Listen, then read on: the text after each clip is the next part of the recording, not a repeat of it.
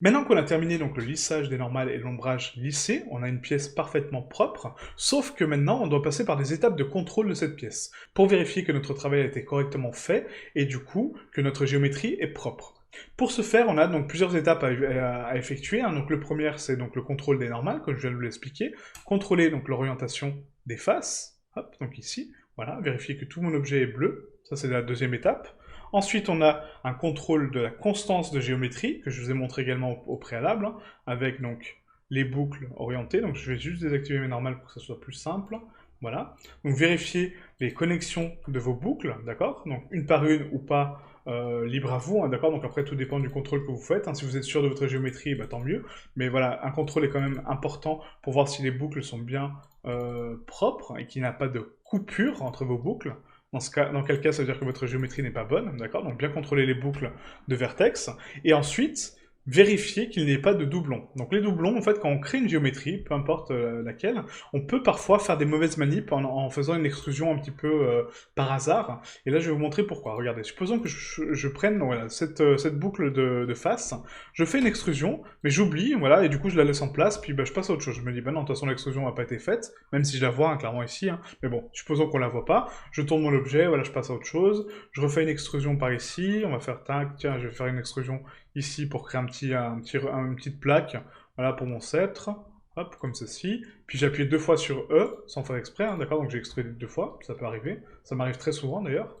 Ensuite, on va faire donc une boucle d'arête, je sais pas, on va déplacer un vertex sans faire exprès, vraiment très proche de l'autre, et du coup on va le joindre un petit peu comme ça, d'accord? On va dire, bah tiens, j'ai envie de modéliser un petit peu une pièce avec, je sais pas, une strie ou une courbe, je vais le rapprocher de cet angle-là, voilà, pour créer ma strie, hop, là pareil, je vais la rapprocher ici, je vais la déplacer comme ça, voilà, on fait n'importe quoi, vraiment on fait n'importe quoi. La géométrie qui rentre à l'intérieur, enfin vraiment un mesh, mais immonde, clairement, qui est pas, voilà, qui est pas correct.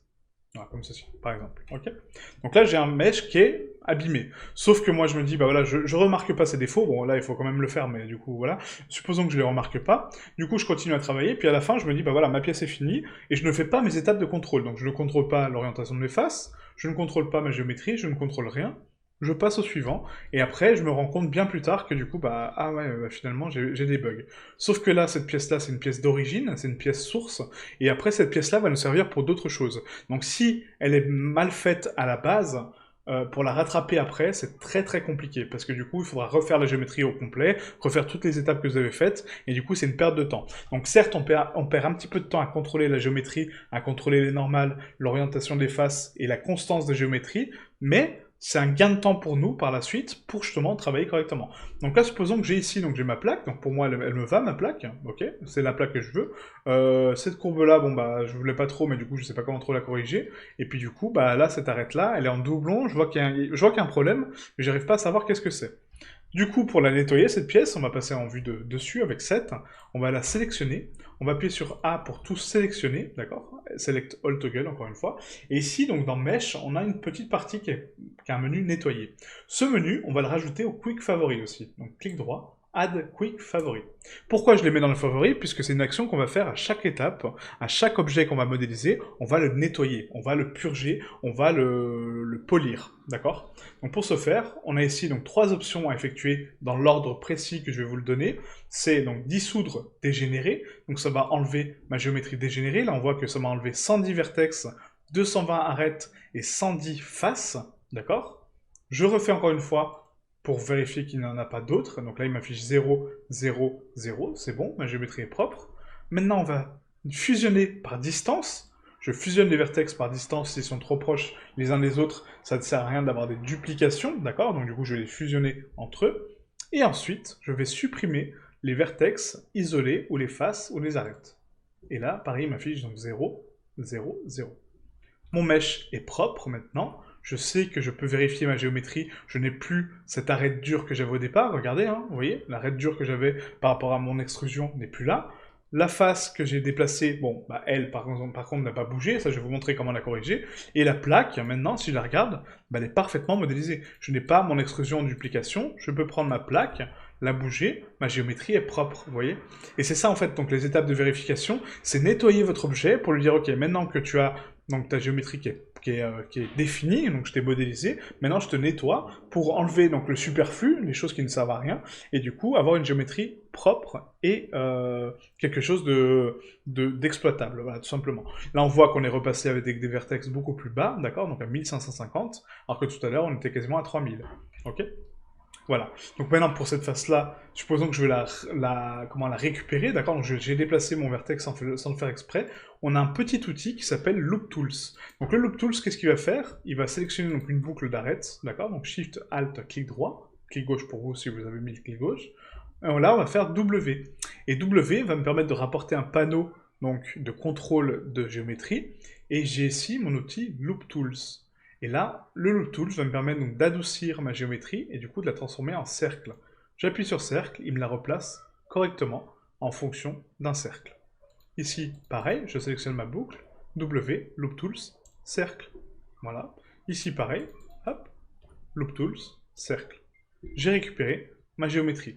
Est-ce qu'elle est correctement placée? Non, parce que du coup elle s'oriente par rapport à l'angle qui est ici, d'accord? Donc ma courbe, mais en tout cas ma géométrie est quand même beaucoup plus claire et beaucoup plus propre. Maintenant c'est à moi de la prendre et de la réadapter, mais en tout cas ma géométrie est constante, d'accord? Donc elle n'est plus déformée, je l'ai replacée. Donc l'outil Loop Tools est vraiment très intéressant, quoi. Donc là je vais faire un CTRL Z pour enlever donc, les défauts que j'ai créés, hein, d'accord? Donc très important.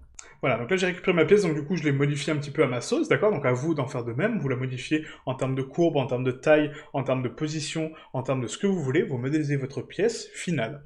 Une fois qu'on a terminé donc la pièce finale, donc rappelez-vous, hein, je vous ai dit donc les étapes de nettoyage, dissoudre, dégénérer, là j'en ai pas, supprimer, donc fusionner par distance, j'en ai pas, et supprimer les isolés, d'accord? Donc les autres étapes ne sont pas nécessaires, c'est d'autres étapes qu'on verra plus tard, mais en tout cas ça c'est les 3 étapes de nettoyage principales, ok? Supprimer les dégénérés, fusionner par distance, et supprimer les isolés, ok? Voilà, donc maintenant que j'ai ma géométrie qui est propre, elle est lissée, mon ombrage est fait, maintenant on va pouvoir créer des duplications pour habiller mon manche. Sauf que là, je n'ai pas de référence de manche. Donc je vais d'abord la créer. Donc cette pièce-là, on va la renommer donc habillage. Donc habillage-manche. Hop, comme ceci. Et ensuite, on va créer donc le manche en soi. Donc on va faire un Shift A Mesh, on va créer un nouveau cylindre. Et ce cylindre-là, on va le tourner sur X90. S pour scale à 0.08. Voilà. Et là, on divise par 2, donc S.0.5. Comme ceci. Et là, on récupère donc mon rayon, vous voyez, à 0.08. C'est pour ça que je vous dis, en fait, la modélisation numérique, c'est vraiment beaucoup plus simple et beaucoup plus rapide. Ce qu'on va faire ici, on va appliquer donc la taille et l'origine vers la géométrie, d'accord? Donc toujours rotation vers taille, origine vers géométrie, très important. Et là, on peut voir que du coup, ma géométrie sort un petit peu de ma pièce, forcément, puisque rappelez-vous, on a ici donc un rayon de 0.7 au centre, qui est convexe, d'accord? Donc du coup, qui rentre à l'intérieur. Donc à moi de retranscrire un petit peu cette forme-là, pour justement la rentrer à l'intérieur, d'accord? Donc on va faire un S pour scale, hop, et on va rentrer à l'intérieur de la géométrie, pour voir si ma jonction, donc mon habillage de manche, est correct. Donc on peut passer en vue de dessus avec 7, en vue de face avec 1, pour vérifier un petit peu donc, le placement de ma géométrie et son orientation. Là, je suis pas trop mal. On va mettre des valeurs fixes, par contre, pour avoir des valeurs précises. Donc on va rentrer 0.07. Voilà. Ici aussi, 0.07. Ici, 0.07. Encore une fois, je vérifie ma taille et mon échelle, elle n'est pas bonne. Donc je l'applique. Q, rotation et taille.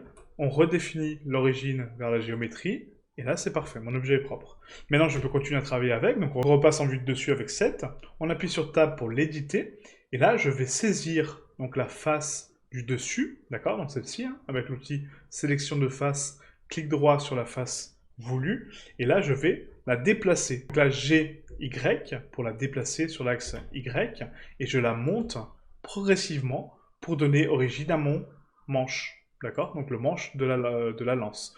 Donc là, par défaut, on va prendre une référence donc de taille qui est en fait donc la lance en fait si vous voulez moi j'ai envie qu'elle soit quand même assez grande puisque c'est un sceptre lance, d'accord, donc c'est plus une arme qui va être utilisée pour effectivement combattre, mais de base c'est une arme qu'il a constamment avec lui, d'accord, donc c'est comme une pièce qui est très importante pour Anubis, ce sceptre et cette lance par la même occasion.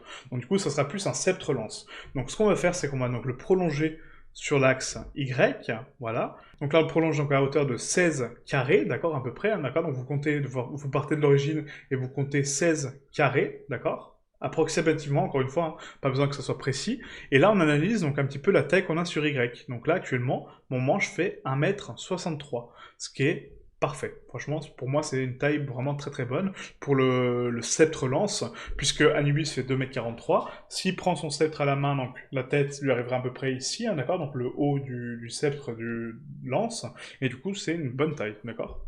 Donc on va appliquer donc la taille, encore une fois, rotation et taille, origine vers géométrie, et là, cette lance-là, on va maintenant la décaler, vous voyez, sur son point d'origine, puisque là, on a recalculé sa taille complète. Il a défini que mon centre de masse était ici, et ce centre de masse, maintenant, je peux l'aimanter à mon curseur. Donc là, on va faire Q, origine vers curseur 3D, et du coup, aimanter, géométrie vers origine. Et là, ça le replace au centre de ma scène, par rapport à son centre de masse, et proprement, ok? Voilà, c'est des étapes à comprendre, à travailler, travailler. Refaites les étapes en boucle, et vous allez voir, ça va être vite assimilé, et vous allez vite comprendre comment fonctionne la 3D. Ensuite, maintenant qu'on a donc la longueur de mon sceptre, j'ai envie de créer donc des éléments annexes qui vont l'habiller, d'accord, qui vont le saupoudrer. Donc pour ce faire, on va augmenter donc déjà la propagation ici de cette pièce pour avoir donc vraiment une structure de saisie et lisser également donc l'ombrage de mon manche pour qu'il soit propre. Rappelez-vous, pour lisser l'ombrage, c'est quoi? C'est Q. On l'a mis dans nos quick favoris, on le lisse et on doit également lisser les normales. C'est une surface courbe, on doit lisser les normales. La normale, je vais la lisser donc à 89, comme ceci. Mon ombrage est lissé. Ensuite, si on analyse donc l'ombrage qui est lissé, j'ai ici une surface plane, c'est parfait. Et en dessous, une surface plane, c'est parfait. La lance, ensuite, on va l'habiller avec d'autres éléments qu'on va créer en sculpture, d'accord? Donc c'est la jonction de la lame, la décoration 1 qui va être donc le haut de la lame et la tête qui va aller par-dessus. Maintenant, je veux dupliquer cette forme-là, mais du coup, qu'elle soit parfaitement alignée par rapport à mon manche, qu'elle soit à distance équivalente, et qu'elle soit soudée entre elles, d'accord? Donc j'ai pas envie de créer juste une duplication avec Shift D, hein. Shift D pour dupliquer un objet, G pour le déplacer, Y pour l'axe Y, et là je peux le déplacer manuellement, je me dis, bah voilà, j'ai envie de faire des duplications comme ça, hop, voilà, j'en refais encore une, Shift D, GY, je la déplace, voilà, hop, Shift D, GY, bah maintenant je vais partir sur le bas, hop, comme ceci, voilà, et là j'ai mon manche qui est habillé, voilà, supposons que là ça me suffit, je me dis c'est pas mal comme ça, je vais laisser de cette forme. Est-ce que c'est réellement correct? Non. Pourquoi? Parce que mon déplacement, encore une fois, est manuel, d'accord? Donc je l'ai fait à la souris, et en plus c'est des duplications physiques. C'est-à-dire que ça va me dupliquer 4 fois, donc j'aurai 4 instances de mon habillage de manche. Ce n'est pas ce que je veux. Moi je veux qu'une seule instance, que je peux effectivement lier entre elles, donc qu'elles soient, qu'elles soient dupliquées, mais qu'elles soient en un seul objet, d'accord? C'est mon habillage de manche, c'est mon habillage de manche. C'est pas plusieurs habillages que je vais retranscrire. Si vous voulez plusieurs habillages différents, oui, c'est logique de faire ça comme ça. Mais si vous voulez le même et qu'il soit lié, ce n'est pas logique de faire de cette façon. Donc du coup, on va supprimer donc les éléments qu'on a dupliqués, d'accord? On va garder que mon origine, l'habillage de manche de base. On va renommer mon cylindre manche également, hein, j'en profite. Hop, voilà. Et donc cet habillage de manche, au lieu de le dupliquer de façon manuelle, on va lui appliquer un nouveau modificateur. Et le modificateur, c'est quoi? C'est le modificateur de tableau, qui va me permettre donc de créer une duplication automatique par rapport à donc ce modificateur. Et du coup, je peux régler donc ici le nombre de duplications. Je peux régler le décalage de cette duplication, comment il est décalé. Donc là, on a l'axe X hein, qui correspond ici, donc il va se déplacer sur l'axe X. L'axe Y, il va se déplacer sur l'axe Y, et l'axe Z. Donc là, on ne le voit pas, si je me décale, voilà, l'axe Z qui monte ou qui descend. Ok? Donc là, le modificateur tableau qui est très puissant, qui permet de faire des duplications propres et constantes, est ici. Donc ce qu'on va faire, nous, c'est qu'on ne va pas dupliquer sur l'axe X, on va dupliquer sur l'axe Y. Donc l'axe X, je le mets à 0. Par contre, je mets une valeur de 1 sur l'axe Y, et là, ça m'a créé mes duplications, vous voyez? Donc j'en ai combien? J'en ai 4, c'est parfait, voilà. Par contre, est-ce que mes formes sont fusionnées entre elles? Est-ce qu'elles font partie de la même géométrie? Non, il va juste me créer des duplications comme j'ai fait tout à l'heure. Moi, je veux qu'elles soient fusionnées, donc je clique ici sur fusion. Et là, ça va me fusionner la géométrie avec ma géométrie de base et me créer, du coup, une géométrie complète. D'accord? On applique mon modificateur, en mode objet, hein, toujours, un modificateur, et là, je peux repasser en mode édition, et voilà ce que j'ai. J'ai une géométrie constante avec donc ici, une géométrie qui est liée, vous voyez, elle est fusionnée, hein, d'accord? Donc si je prends ma face, je regarde si elle est bien connectée, oui, elle l'est. Elle prend également ma face du dessous, d'accord? Regardez, vous voyez, elles sont liées, et du coup, ma géométrie est parfaite. J'ai mes duplications. Sauf que là, elle n'est pas centrée, encore une fois, donc elle n'est pas centrée par rapport à mon origine, ni par rapport au centre de masse. Donc à moi de recalculer encore une fois sa rotation, sa taille, puisqu'elle a changé, son origine vers la géométrie, et là, je vais l'aimanter au curseur 3D. Donc Q, origine vers curseur 3D, et là je fais géométrie vers origine. Hop, ça le décale, je suis au centre, je suis parfaitement centré, j'ai deux anneaux supérieurs, deux anneaux inférieurs, avec un centre de masse propre. C'est parfait. Ok? Voilà, donc voilà comment modéliser simplement et rapidement avec des modificateurs, avec donc des fonctions très simples, et comment donner origine à des pièces vraiment bah, voilà, en quelques clics au final. Il suffit d'avoir la bonne méthode, de travailler correctement, d'avoir un bon flux de travail pour pouvoir avoir des jolis résultats. Maintenant qu'on a fini donc notre objet complet et cet objet également, on va devoir les nettoyer. Donc Tab, A, je sélectionne tout, Select All Toggle, Q, nettoyer, je veux dissoudre mes dégénérés, j'en ai pas, je veux fusionner par distance, j'en ai pas non plus, et je veux supprimer mes vertex isolés, j'en ai pas non plus. Ma géométrie est propre, je vérifie mes normales, orientation de face, ok. Là, est-ce que je peux voir à l'intérieur de mon objet? Difficilement, donc qu'est-ce que je fais? Bah, je cache mon manche, et je vérifie ma géométrie, d'accord? Toujours travailler proprement, encore une fois, hein. Ça j'y tiens, parce que c'est vraiment très important. Donc je vérifie ma géométrie, c'est bleu, c'est parfait, ok. On passe à la suivante, mon manche, est-ce qu'il est bleu? Oui. Est-ce que les coins sont bleus? Oui, c'est parfait, voilà. Est-ce que j'ai fait mes options de nettoyage? Non. Je vais les faire tout de suite. A, sélectionne All Toggle. Q, nettoyer. Dissoudre dégénérer, j'en ai pas. Fusionner par distance, j'en ai pas. Supprimer isolé, j'en ai pas. C'est parfait. Ma géométrie est propre, est prête, et du coup, je n'ai plus quasiment plus, hein, après il y a encore beaucoup de choses à faire, mais je n'ai quasiment plus rien à faire par rapport à ma géométrie, d'accord? J'ai mon manche, j'ai ma saisie de manche, après à moi de créer donc les autres éléments qui vont aller dessus, mais en tout cas, ma géométrie là actuellement, elle est propre, ok?